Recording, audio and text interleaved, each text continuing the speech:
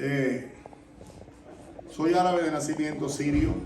Nací en una ciudad llamada Sueida, Siria, primogénito de la familia, presentado al octavo día al templo de Moisés y circuncidado al octavo día. Mis padres se vinieron a Guanare a muy temprana edad. Ellos se vinieron cuando mi papá se vino a Guanare, a Venezuela, quiero decir. Guanare es la ciudad.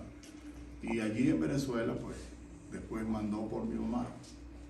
O mi mamá fue la que decidió, según ella me cuenta, tomó la decisión de irse a Venezuela. Ya yo era un niño ya grandecito.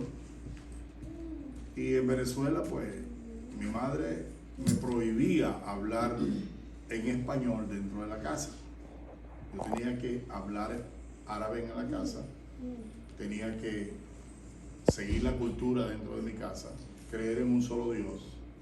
En fin, todo lo que tiene que ver con la cultura árabe y también ¿cómo se llama? La gastronomía y todo eso. Pero yo fui levantándome entre árabes y venezolanos. Tuve que ir a la escuela, después al liceo, después a la universidad, en fin. Pero antes de abordar lo que fue la universidad, aproximadamente como a los 19 años, yo tenía un problema serio. Era que yo había dejado de creer en Dios, pero tampoco creía en el crucifijo ni nada que ver. Entonces fui llevado a un lugar por un amigo, que ahora es predicador del Evangelio, a un sitio conocido como la montaña de María Leonza.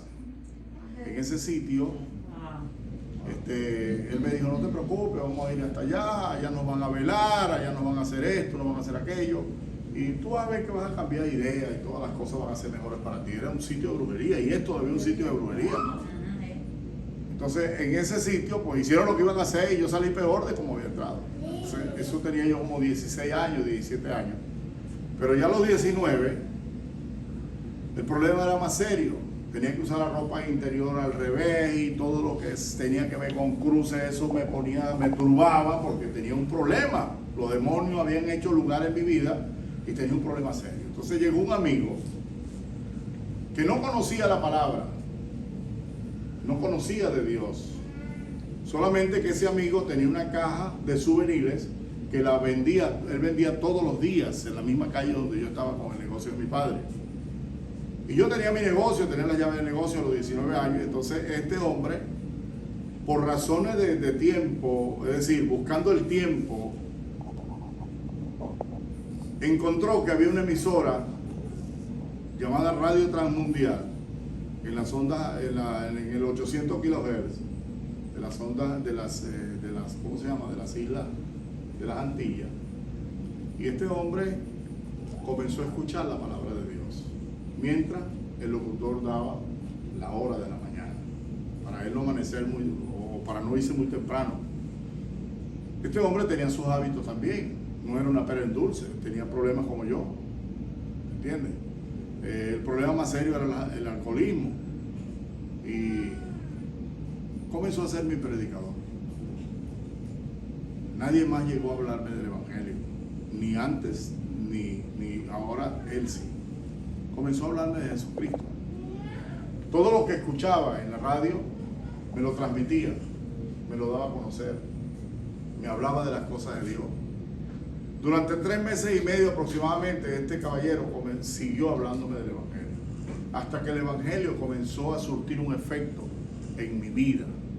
Yo comencé a sentir que necesitaba de Dios, necesitaba conocer a Cristo, necesitaba por encima de lo que sea y con desesperación acercarme a ese Jesús que Él me estaba proyectando. Yo le decía: pero ¿cómo tú me puedes hablar de Jesús si tú eres igual que yo? Tienes los mismos problemas casi iguales, todos los dos dependemos de algunas cosas negativas como es el licor, el cigarrillo y tantas cosas.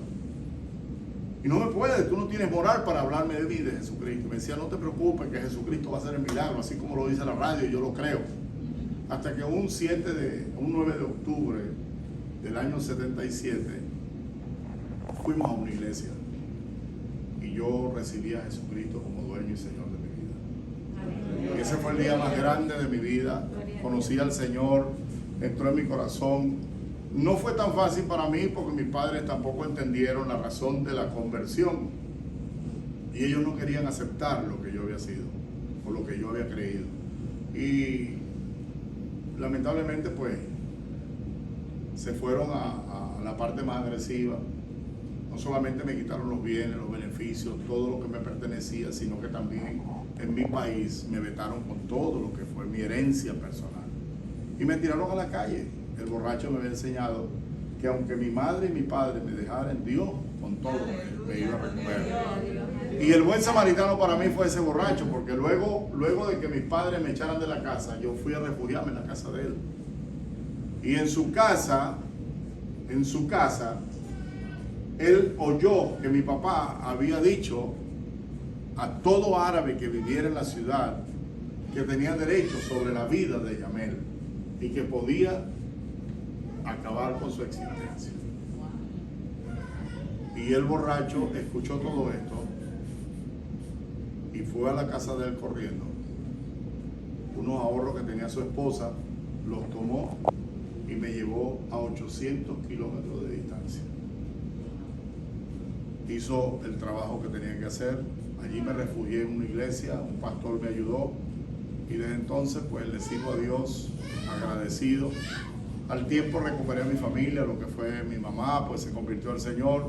Mi papá me acompañó durante 5 años en la evangelización nacional e internacional. Fue a nuestro país, estableció obras allí, ganó familias para el reino de los cielos. Es decir, hermano, todo lo que yo les he mencionado, todo lo que les he hablado es producto de la misma experiencia vivida. No es que es una experiencia transmitida, es una experiencia vivida. Mi papá cuando se convierte al Señor me dice: yo quiero evangelizar a todos los árabes en Venezuela, y para poderlos evangelizar había que buscar estrategias, y para poder buscar las estrategias había que leer la Biblia en el idioma original, en el idioma arameo, y cambiar algunas cosas. Por ejemplo, la palabra Cristo, ya no, en el idioma original no se dice Cristo, porque esa es una expresión griega, se dice Mesías. Y nosotros pudimos cultivar en el nombre del Señor el corazón, con la ayuda del Espíritu Santo, de los árabes en Venezuela. Llevamos un programa de radio de 5 años y luego me dijo: hijo, yo quiero irme a Siria, quiero predicar el evangelio en Siria.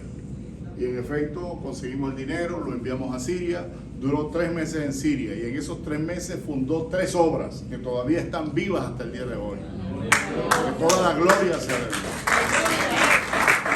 Amén. Le damos asesoría, no los ayudamos económicamente porque no tenemos los recursos de Venezuela, pero por lo menos le damos asesoría. Y tenemos lista de oraciones de personas que cada vez se convierten al Señor en Siria y que reciben la palabra de Dios. Por eso es que el apóstol Pablo dijo en Romanos 1:16: no me avergüenzo del evangelio, porque es poder de Dios para salvación a todo aquel que cree. Entonces, ese poder de Dios está en el manifiesto de cada uno de nosotros. Nosotros somos portavoces o portadores de ese poder. Cuando usted habla del Señor, está permitiendo que el Señor lo utilice. ¿Me entiende? Y mi papá, pues, a final de cuentas, pues se fue con el Señor igual que mi mamá, pero todos en la casa le sirven a Dios. Mis hermanos se convirtieron al Señor. Hace poco, antes de salir para acá, un día antes de abordar el vuelo, estando en Colombia, pues mi hermana, la que me sigue, se fue con el Señor también. Y toda mi familia le sirve a Jesucristo, los nietos le sirven a Jesucristo. Y esto es lo que Dios hace, hermano, porque el poder de Dios no tiene límites. Los que lo limitamos somos nosotros. Así que Dios le bendiga, la paz del Señor esté con todos. Seguimos adelante, confiando en el Señor. Él es nuestro ayudador. Amén. Amén, hermano. Dios, pastor Jesucristo, pastor.